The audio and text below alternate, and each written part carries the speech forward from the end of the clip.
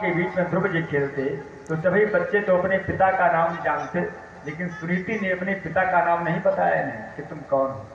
नहीं, हट करते कि हम जब दुनिया के राजा हैं, राजा के पुत्र हैं, तो पिता के पास जाएंगे। सुनीति ने इस बात को छुपाया, बहुत छुपाया। लेकिन एक दिन ध्रुव जी जब समझदार हो गए, 5 साल के हो गए, तो उन ऋषि बालकों ने पूछा कि हे महाराज, हे भैया, तुम्हारे पिताजी का क्या नाम है? ध्रुव जी ने कहा, हमें अपने पिताजी का नाम नहीं पता है। कहा, जाओ अपनी मैया से पूछ के आओ। मैया ने नहीं बताया।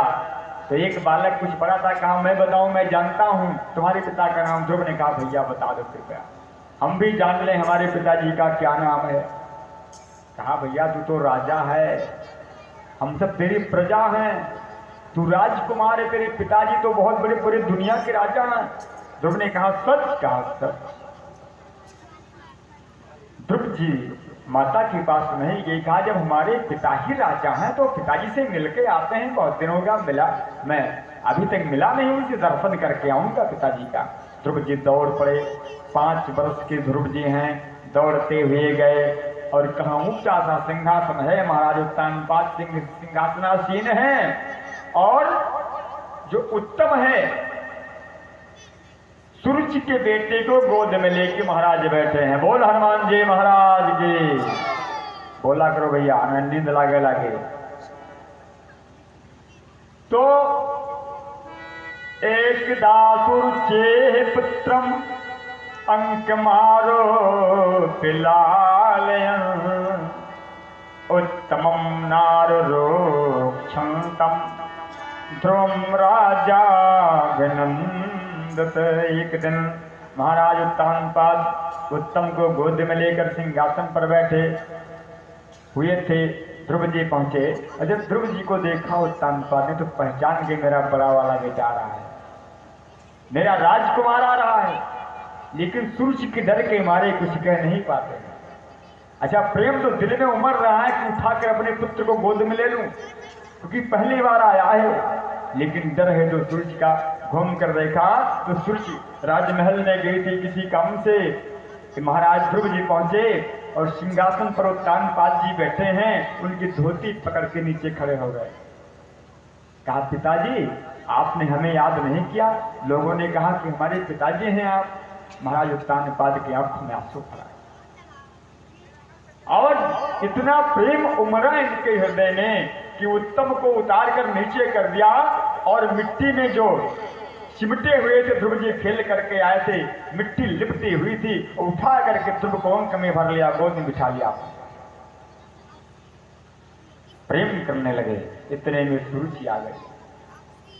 जब सूरज ने देखा, अच्छा वो जानती है कि ये सुनीति का बेटा है और मेरे बेटे को उतार कर नीचे कर दिया, इसको दासी का बेटा बिठाया गोद में।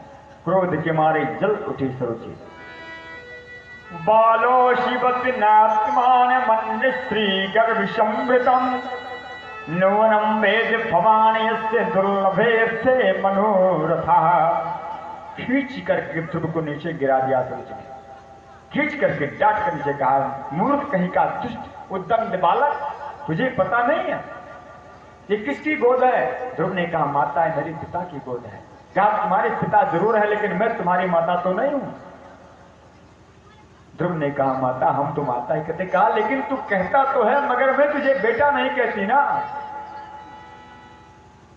ध्रुव ने कहा, माता तो एक पिताजी की गोद में बैठने के लिए क्या करना पड़ेगा? नन्हा सा बालक 5 साल का ध्रुव सवाल कर रहा है, प्रश्न कर रहा है। ध्रुव ने बड़ी गहरी बात कह डाली जो ध्रुव जी को लग गई। कहा, सुन, अगर इनको पिता तू मानता है, अब इनकी गोद में बैठना चाहता है तो बालो शिपद नात्मान मन स्त्री गर्भ संभृतम। तेरा दुर्भाग्य है कि तू दूसरे स्त्री की गर्भ से पैदा हुआ है। तो इनकी गोद में बैठने के लिए क्या करना पड़ेगा माता? कहा, जा पहले यहां से जा, पहले जाकर तपस्या कर। सूरज कह रही है, तपस्या कर जाके, और तपस्या करते करते जब तू बूढ़ा हो जाएगा तब तक तुझे भगवान मिलेंगे, और जब मिलेंगे तो वरदान उनसे मांग लेना। क्या मांगे? कहा मांग लेना कि ये जन्म हमारा बीत जाए, मैं मर जाऊं, अगले जन्म में मैं सुरुचि का बेटा बन के पैदा हूं। अच्छा, तो ध्रुव ने कहा कि मतलब ये जिंदगी बिता लो, अगले जन्म में तुम्हारा बेटा बन के आऊंगा तब यहाँ बैठने को मिलेगा। कहा ध्रुव जी रोते हुए लौट पड़े, अपनी माता के पास आए, चेहरा फूल गया है। प्रीति ने पूछा पुत्र काहे रोया? तो क्यों रोया? किसी ने कहा है जो हमने दास्तां अपनी सुना दी, आप क्यों रोए? जो हमने दास्तां अपनी सुना दी, आप क्यों रोए?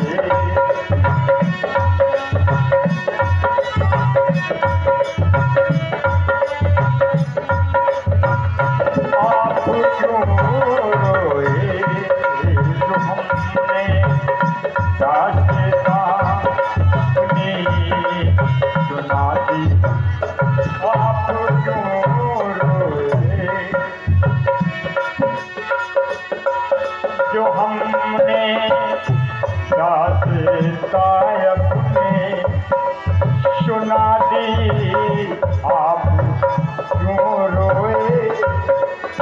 सुना दी, आप क्यों रोए?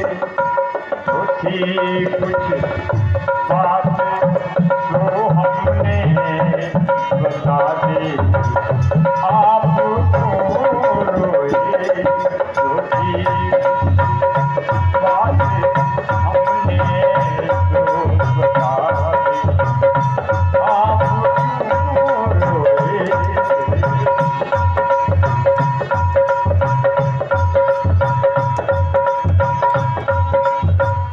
आप क्यों रोए?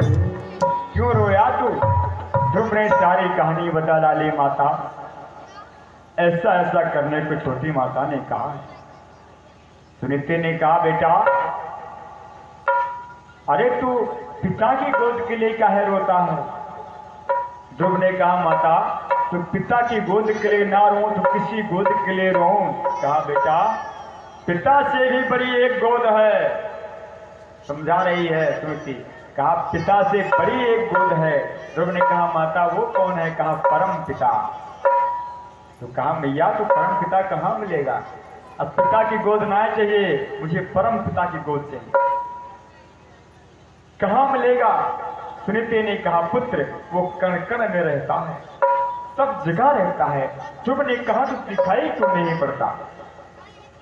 तो सुनीति ने कहा पुत्र उसे पाने के लिए बहुत परिश्रम करना पड़ता है। ध्रुव ने कहा आज ही से प्रारंभ कर दूंगा। बोल सच्चिदानंद भगवान की। जिद कर लिया तो आज से प्रारंभ कर दूंगा। सुनीति ने बहुत समझाया लेकिन ध्रुव माना नहीं। घर से निकल पड़ा नन्ना भोला भंडारी, निकल पड़ा भगवान को पाने के लिए। जब जंगल में पहुंच गया, जंगल में था ही, जब और घोर जंगल में गया तो भगवान ने देख लिया। आप लोग बहुत आवाज कर रहे हैं। बोल साचे दरबार के।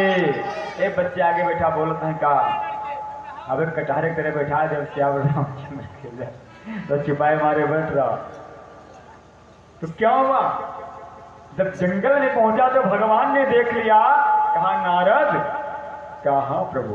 कहा मेरा नन्हा भोला जा रहा है मुझे पाने के लिए, जाओ रोक दो इसे, रोक दो, समझाओ जाके, परीक्षा लो इसकी, से लौटा दो घर पे। ऐसे नहीं दर्शन मिलता है। यहाँ नान नान बच्चन का दर्शन के घूमित है। बोल सियावर रामचंद्र के। हजारों वर्षों से लोग बैठे हैं मेरे ध्यान में, हम उनको नहीं मिलते हैं। ये नन्ना वाला खिलवाड़ करने जा रहा है। नारद जी गए तो श्रीमन नारायण नारायण नारायण, श्रीमन नारायण नारायण नारायण।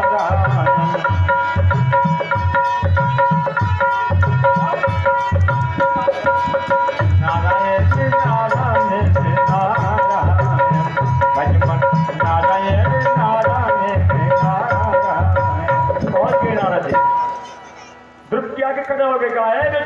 कौन हो? ध्रुव ने कहा ध्रुव है मेरा नाम। किसके बेटा हो? कहा पिता का नाम नहीं बताऊंगा। क्यों? कहा वो अच्छा नहीं है। बोल सच्चिदानंद भगवान की। कहा वो अच्छा नहीं है, उसके पास जो एक मैया रहती है वो उसने मुझे डांटा है, मुझे भगा दिया है। अपनी माता का नाम बताऊं? हाँ बताओ। कहा मेरी माता का सुनीति नाम है। अच्छा बेटा कहाँ जा रहे हो? कहा जा रहे हैं परम पिता की गोद में बैठने के लिए। नारद ने कहा परम पिता की गोद में बैठने के लिए कहाँ कहाँ नहीं मिलेगी। क्यों? कहा तुम छोटे हो अभी, लौट जाओ। ध्रुव ने कहा जरूर जाऊंगा, जरूर जाऊंगा। नारद जी ने कहा कहाँ जाओगे? कहा उन्हें जब तक पाऊंगा नहीं मैं चलता रहूंगा। नारद ने सोचा एक सीढ़ी तो मजबूत है, विश्वास पक्का है, विश्वास पक्का है। दूसरी परीक्षा लूं। कहा सुनो ध्रुव, जंगल में शेर रहता है, बड़े बड़े भालू रहते हैं, तुम्हें नाश्ता कर जाएंगे। ध्रुव ने कहा मेरी मैया ने कहा है कि शेर के अंदर भी परम पिता रहता है, भालू के अंदर भी रहता है, इसलिए मुझे नहीं खाएगा, और जो मुझे खाएगा तो परम पिता बचा लेगा। नारद जी ने कहा दूसरी सीढ़ी मजबूत है, विश्वास बहुत मजबूत है। और भगवान ने कहा कि मंत्र जाप मम दृढ़ विश्वास, विश्वास मजबूत हो तो भगवान को आना पड़ता है। नारद ने कहा मत जाओ, वो मिलेंगे नहीं। ध्रुव ने कहा तुम कौन हो? नारद ने कहा मैं नारद हूं। ध्रुव रोने लगे। कहा तुम नारद नहीं हो सकते, अगर आप नारद होते तो हमें भगवान से मिलने को रोकते नहीं, क्योंकि नारद जी आज तक जिसको मिले हैं मैंने सुना है उसे भगवान ने दर्शन जरूर दिया है। भैया बहुत बोल रहे, बोल हनुमान जी महाराज की। मत बोलिए, फालतू ना बोलिए। कथा में बोलने से हनुमान जी ऋषि आ जाते हैं, सुनते हैं। बड़े एक बात बताओ, हनुमान जी से बड़ा वक्ता, कथा कहने वाला, और उनसे बड़ा श्रोता कोई दुनिया में पैदा नहीं हुआ। दोनों सुनते भी हैं और कहते भी हैं। कथा तो इतनी अच्छी कहते हैं कि माता सीता के सामने राम जी की कथा कहने की सबकी हिम्मत नहीं है, सबकी हिम्मत नहीं है। लेकिन जो सीता माता रामचंद्र गुण बरने लागा, रामचंद्र गुण बरने लागा,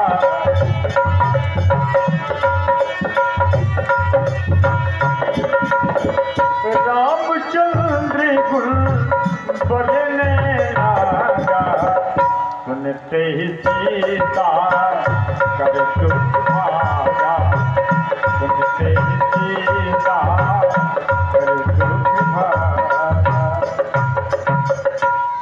कथा ऐसी कही हनुमान जी ने कि सीता जी का दुख जाता रहा। तो वही हनुमान जी हमारी सभा में बैठे हैं। अभी परसों मैंने कहा है कि हनुमान जी भगवान के साथ साकेत धाम नहीं गए, उनसे कह दिया प्रभु आप हैं, आप रहिए, लेकिन हमें काम तो आपकी कथा से है। वैकुंठ में कथा आपके तो होती नहीं। भगवान ने कहा कथा तो कुल मृत्यु लोक में होती है। तो हनुमान जी ने कहा मुझे यहीं रहने दो, हमें यहीं रहने दो प्रभु, मुझे आपकी कथा चाहिए।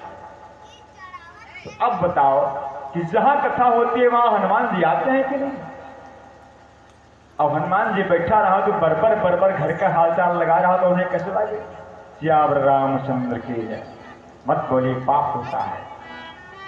तो क्या हुआ? नारद जी से कहा ध्रुव ने कि आप नारद जी नहीं हैं, अगर नारद जी होते तो भगवान से मिलने को हमें रोकते नहीं। नारद जी ने दौड़ करके गोद में भर लिया, कहा पुत्र हम ही नारद हैं, तुम्हारी परीक्षा ले रहे थे, जाओ जाओ तुम्हें भगवान मिलेंगे। ध्रुव जी चल पड़े। नारद ने फिर कहा अरे ध्रुव, गुरु तो तुमने किया नहीं, बिना गुरु के तो भगवान मिलते नहीं। सियावर रामचंद्र की जय। क्योंकि गुरु बिन भगवान भी करई न कोई, गुरु बिन भोई करई न कोई, गुरु बिन भगवान भी करई न कोई, बिरन संग करे संग कोई।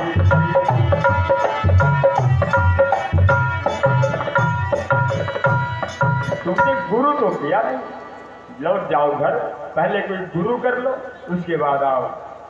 अब नारद जी का जान रहेगा हमारे पिंडे पड़ जाएंगे, शिक्षा देने गए और ध्रुव जी दौड़ करके नारद जी के चरणों को पकड़ के छांग ले। नारद ने कहा छोड़ मुझे बेटा, मुझे अरे कहा कि गुरुदेव आपसे बड़ा गुरु कौन मिलेगा, अब आप ही मंत्र दे करके जाओ मुझे। बोल सच्चिदानंद भगवान की। नारद जी ने ध्रुव जी के कान में 12 अक्षर का मंत्र फूंक दिया। वो 12 अक्षर कौन सा है, जिसको जब के ध्रुव जी ने नारायण को प्रकट कर लिया। और हम लोग भी 1 मिनट उस नाम का भजन कर लेते हैं। ताली बजा के आप लोग बोलिए, ताली बजा के। अब इतनी अच्छी ताली बजाओ कि जो स्वर में बजे हम भी सुने सियावर रामचंद्र की जय। अब हमारा और भी बाजा होता तो हम भी ताली बजाते, एक के बाजा है सियावर रामचंद्र की जय, इसलिए जितना है उसी में काम चलाना है। चलिए भैया आओ। ओम नमो भगवते वासुदेवाय, ओम नमो भगवते वासुदेवाय। ध्रुव जी ने यही जपा, ओम नमो भगवते वासुदेवाय, ओम नमो भगवते, ओम नमो भगवते वासुदेवाय, वासुदेवाय, ओम नमो भगवते वासुदेवाय, ओम नमो भगवते वासुदेवाय।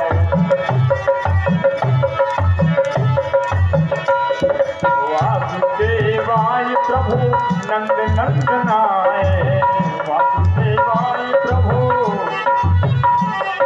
वासुदेवाय प्रभु नंद नंदनाय, ओम नमो भगवते वासुदेवाय,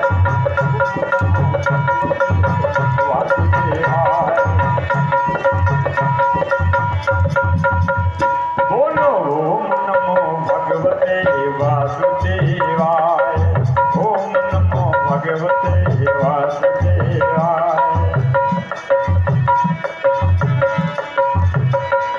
बोल भक्त भगवान की।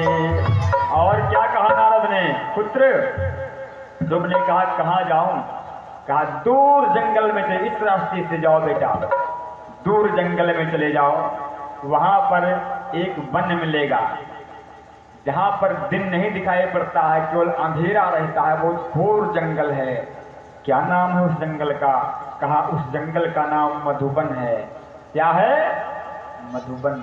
पहले वो मधुबन था, ये बात सतयुग की है।